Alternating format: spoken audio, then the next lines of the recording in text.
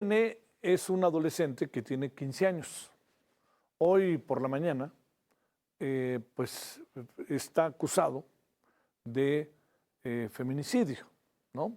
De presunción de feminicidio. ¿Por qué digo presunción? Porque todas estas cosas tienen que tener un lenguaje muy cuidadoso y en este caso más tratándose de un menor. Como sea, le disparó a dos maestras de la escuela Antón Macarenco. Esto es en Ciudad Lázaro Cárdenas, Michoacán. Y presuntamente lo primero fue porque no lo dejaron entrar al plantel, pero el asunto era mucho más allá. Al escuchar las detonaciones, los alumnos buscaron refugio en las aulas y pidieron ayuda al número de emergencias. El atacante fue detenido por policías municipales casi que de inmediato, quienes, aquí vienen algunas de las pistas de lo que pasó, le aseguraron un arma larga, calibre 5.56, un cargador y más de 40 cartuchos útiles. La Secretaría de Educación Estatal suspendió actividades escolares, obviamente, en el plantel donde ocurrió el ataque y activó protocolos de atención a la comunidad educativa. Por su parte, la escuela Antón Macarenco emitió un comunicado en el que indica que el alumno involucrado era de nuevo ingreso. No había sido expulsado ni presentaba problemas en sus colegiaturas u otra situación interna que justificara o esté relacionada como un acto o que estuviera que ver con un acto tan lamentable como el que se dio. Finalizaron con una llamada para evitar teorías y desinformación, así como brindar respeto a las personas afectadas. Está muy difícil el asunto, muy, muy difícil. Hablemos con Rafael Castelán, presidente de la Red por los Derechos de la Infancia en México. Rafael, gracias por tu tiempo. ¿Cómo te va? Muy buenas noches. Hola Javier, muy buenas Gracias. noches a ti y a todo el auditorio. ¿Qué ideas en lo inmediato podemos poner sobre la mesa para tratar de explicarnos, para tratar de saber qué pasó, para tratar de saber en qué estamos metidos, por más que sea una población única, ¿no? Allá, Lázaro Cárdenas, Michoacán, etcétera. Pero es decir, ¿qué tendríamos que poner sobre la mesa para enfrentar esto?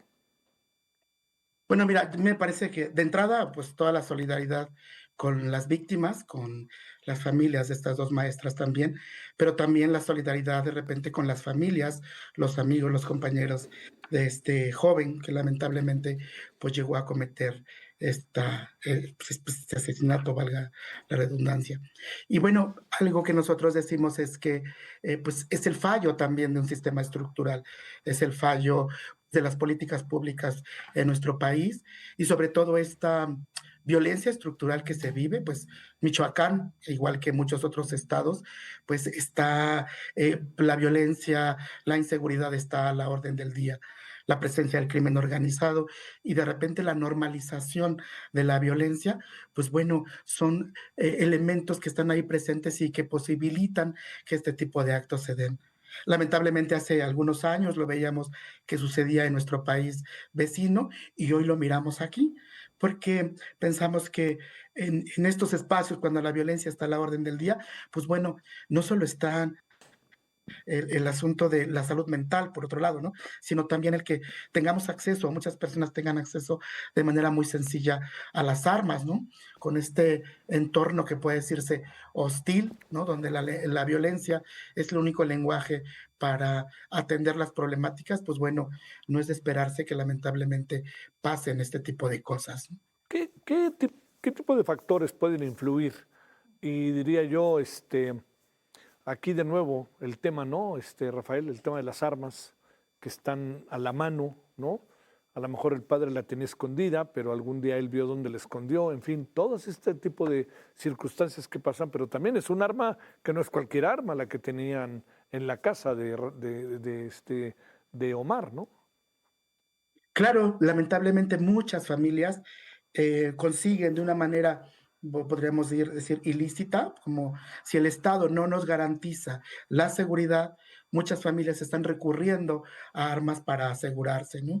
Y lamentablemente estas armas pues no tienen un registro, no tienen, pues sí, de repente permisos y ni siquiera son de uso de casa, ¿no? Esos usos que se les dan públicamente. Y eso lo vemos porque pues hay campañas directas del ejército mexicano para, pues sí, pues, reunir todas las armas y supuestamente destruirlas, pero pues lamentablemente muchas familias por miedo, por temor, por muchas cosas, pues obviamente no las dan y porque siguen manteniendo esta idea de sentirse más seguras con un arma en casa.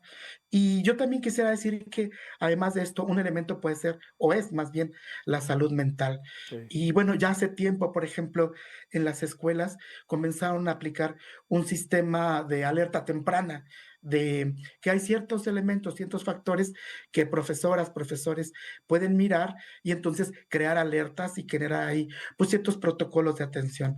Lamentablemente, estos sistemas de alerta temprana pues se han vuelto meramente procesos administrativos. Las y los docentes ahora solo llenan ahí sus cuestionarios, llenan la información, pero no hay ningún plan posterior, ¿no? Excepto cuando quizás los estudiantes, las estudiantes sacan bajas calificaciones, entonces vienen solo planes de cómo mejorar en sus estudios, pero no hay planes de cómo atender de una manera más integral como sociedad, como comunidad y como familia, que me parece tiene que ser lo más importante. Oye, Rafael, hay como indicios ahí de que al parecer el joven tenía una especie como, no sé si la palabra sea admiración o algo parecido por Charles Manson, por cosas que habían sucedido en Estados Unidos. Esto por un lado, pero por otro la escuela te dice que no hay un solo indicador. Incluso habla de que hasta pagaban la colegiatura, o sea, lo que hace pensar que había una atención de la familia de un joven que estudiaba, se le pagaba la colegiatura y ahí estaba, pero ahora habrá que escuchar a los otros compañeros, pero no pareciera que hubiera indicadores que tuvieran una correlación con lo otro que ahora también se está informando. Claro, este caso tiene que servirnos para profundizar en el análisis, Claro. para indagar con mayor profundidad sobre la situación familiar.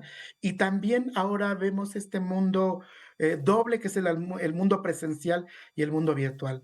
Muchas familias saben perfectamente que hay ciertas relaciones con sus hijos y con sus hijas, pero lamentablemente no miramos todo lo que está en la Internet. Y no se trata de regularizarlo y de que se limite el acceso a la información que hay en Internet, pero sí se trata de generar otro tipo pues, de herramientas en las y los adolescentes y también herramientas familiares, ¿no? Por eso nosotros hemos solicitado, más bien estamos atentas como buscando que este sistema de cuidados que tiene que ver con ya un sistema progresivo que se anunció por la presidencia de la República, que pueda estar también acompañando a las familias en cómo educar, cómo acompañar y ahora estar atentas a estos problemas emergentes que van suscitándose con estos asuntos de modernidad, como es la Internet, ¿no? Por ejemplo. Y la otra es, insisto, atender los temas de salud mental. No pensar, algo que se nos hace muy sencillo es pues, responsabilizar al adolescente Sí, y o responsabilizar también a la familia. sí. Y a veces en este sistema de violencia estructural, pues de repente hasta todas somos víctimas, ¿no? Los adolescentes, las familias, los mismos compañeros de escuela y lamentablemente ahora pues, las docentes también. Oye, eh, a ver, lo diré como en un tono como para tratar de poder entender. ¿Estas cosas que pasan en Estados Unidos inevitablemente se expanden? Mira, no precisamente, pero sabemos que, bueno, podemos hacer un análisis sociológico, incluso antropológico o económico Sí. de la situación y algo que sí ha dejado este sistema capitalista es un sistema individual que solo pensamos en nosotros mismos y entonces se vuelven pues el acceso a la información sin herramientas para poder administrarla, analizarla, comprenderla y mucho menos pensar en el asunto comunitario, pues entonces nos hace pensar en estos ídolos, en estas figuras, pues que cometen este tipo de actos como héroes, ¿no? Y Ujú. vemos también, por ejemplo, la narcocultura, o de repente vemos este tipo de programas donde a veces el que comete el ilícito se vuelve el héroe, ¿no? El héroe de pues sí, de la telenovela, de De la la serie. serie, de la película. Y Ujú. entonces, pues claro, nosotros también queremos ser ese tipo de héroe, a pesar de que estamos medianamente conscientes y en proceso de desarrollo, en el caso de los adolescentes, para tomar conciencia de este asunto. Sin duda, pues sí, se tiene que investigar como feminicidio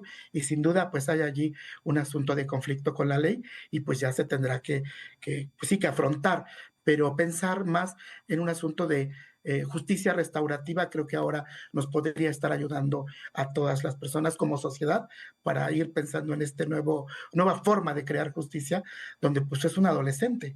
O sea, va a seguir creciendo y se tiene que reintegrar y Sí. adaptar a toda la sociedad y a todas las dinámicas sociales que se presentan. Sí, sí, lo que pasa es que difícilmente podrá evadir la cárcel para menores o lo que fuera, ¿no? En Así es. función de las evidencias, ¿no? Habrá que también investigarle. A ver, una última cosa, Rafael, Claro. ¿qué tendría que hacer la escuela?